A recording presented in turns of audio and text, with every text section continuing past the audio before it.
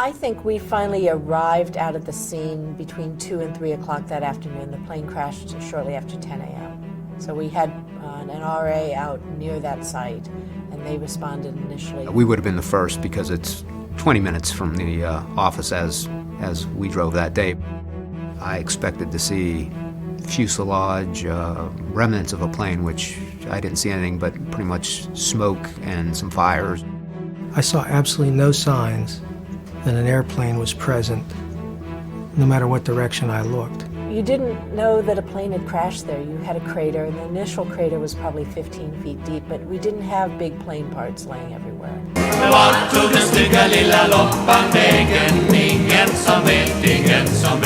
It looked like the plane had hit, but there's not a lot of evidence of the airplane, and I've described it a lot of times as basically a knife through hot butter. What I saw when it got up there was kind of I've described it as a crater. There was a mound of dirt above it, and when you stood above the mound, you could actually see the wings, outline of the wings and the main fuselage, the center of the plane, how it went down into the ground. There was a misty smoke in the air from the jet fuel that had set the woods on fire. It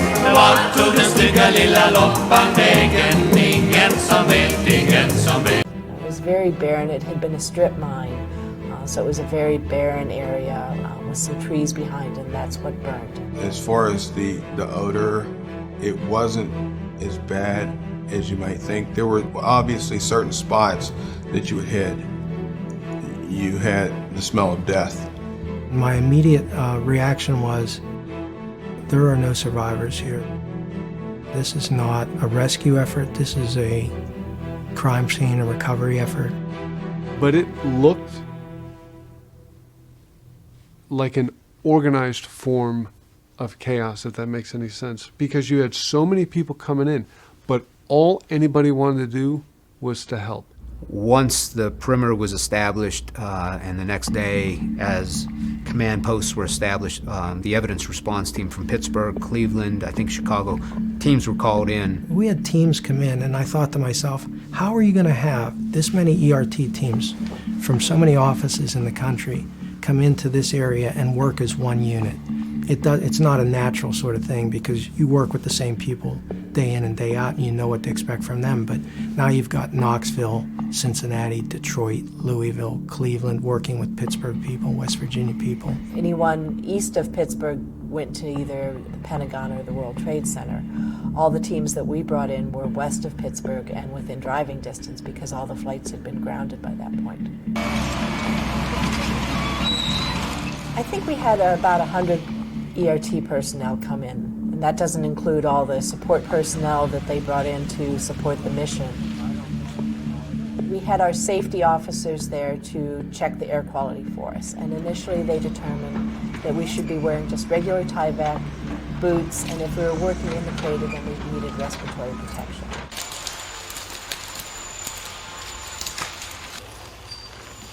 You really can't go much beyond a 12-hour shift. People are on their hands and knees crawling through this site looking for debris, personal effects, and human remains.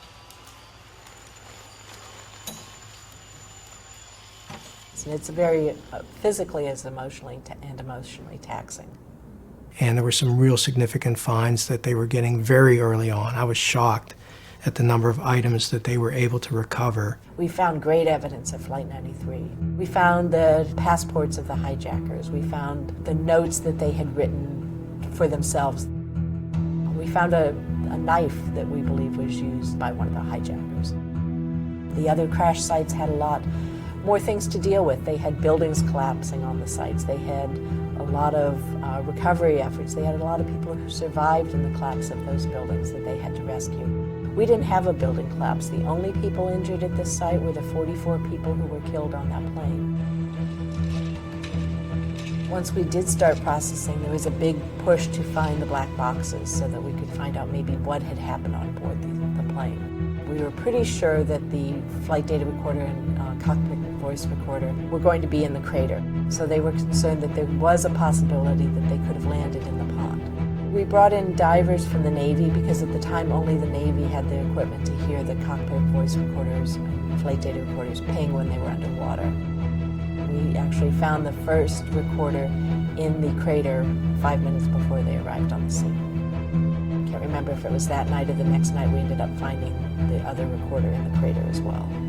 I was there when we discovered the black box. There was a lot of pressure from all of the sites, not just New York and the Pentagon, to locate the data recorder and the black box.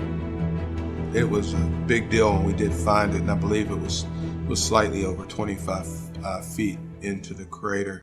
In the case of the flight data and voice recorders, they were taken out to Seattle because they were damaged to the point where they had to go back to the manufacturer, and agents were hand carrying those and flying them out across country. I'm the chain of custody for the cockpit voice recorder. So we had a gentleman from ERF who was an audio specialist, and myself. We accompanied the evidence out to the state of Washington, Honeywell.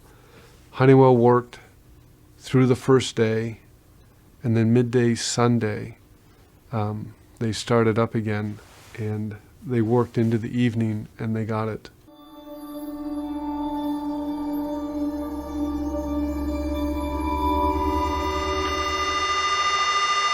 There's a certain high-pitch frequency, which is just, you might call it white noise, but on the airplane, it's this high-pitch tone. During a certain struggle with, which I'll presume to be the pilot, because you do hear some screaming and some no, to then a winded individual gives a command.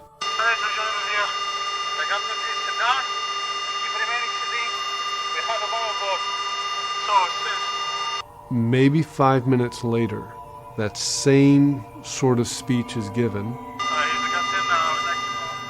That is the only English that I hear that I presume to be coming from the person who's now in control of the airplane. There's breaking glass.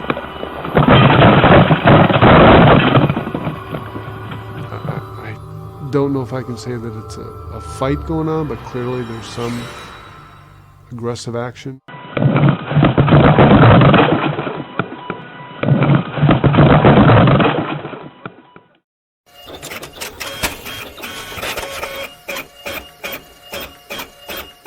Over the copier, color machine, color printer is coming out the flight data recorder output.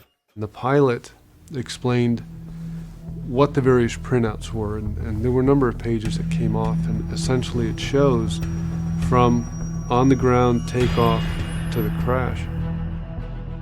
The pilot attempted to knock people off balance with the movement of the control stick, but because you're in this center line, it's not going to do nearly as much. And the FBI pilot noted that if an experienced pilot were in control of that plane, he would have dipped the plane up and down to knock people off their feet that way, which of course is not what occurred. And even though it may have slowed people down the first time, in the second iteration where that person controlling the plane does this, physics ended up taking over, and towards right before the end of that flight, the plane actually inverts.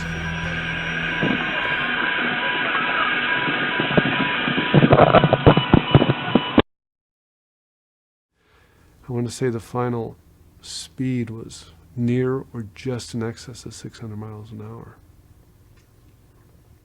If you look at the response at Shanksville, you look at the investigation that was done, you look at the recordings and the phone calls that were made, you can kind of piece together what the passengers on that plane did. No part of our investigation showed that anything happened other than what has been, told to the public over the last 15 years. The passengers on Flight 93, in a heroic action, charged the cockpit of that airplane and caused those hijackers to abort their mission and take that plane into the ground. I think they pretty much are heroes naturally, but true Americans. I mean, they did something that, no one hopes to be called to do. Pretty much you know your fate, and to be able to do that, the belief is that that plane was going to D.C., Washington, D.C. Unfortunately, the only victims were them. They saved who knows how many countless numbers of lives, destruction, devastation, on a day that already had so many tragedies.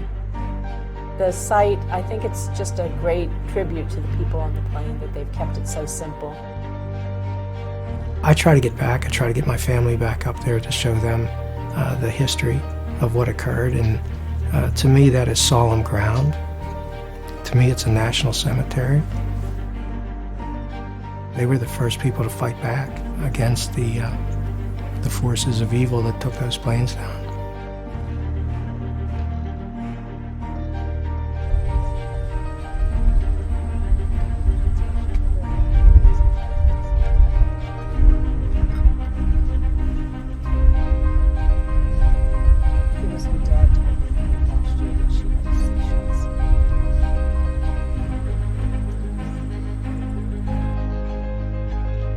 You hope you're never called to do that, but what they did was, they are true heroes, true American heroes.